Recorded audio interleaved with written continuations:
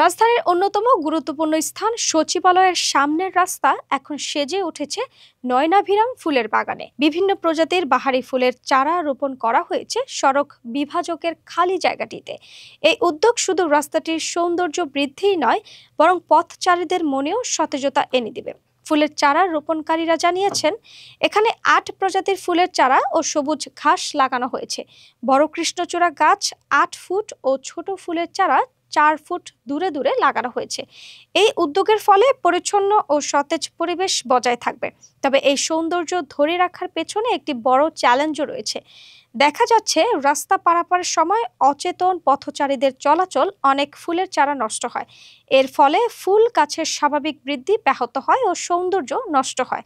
আর তাই ফুলের চারা রক্ষার্থে বাঁশের বেড়া ব্যবহার করতে দেখা গেছে। আশা করা হচ্ছে, এই ফুলের বাগান সচিবালয়ের সৌন্দর্য বৃদ্ধির পাশাপাশি নাগরিকদের মধ্যে পরিবেশ সচেতনতা বাড়াবে।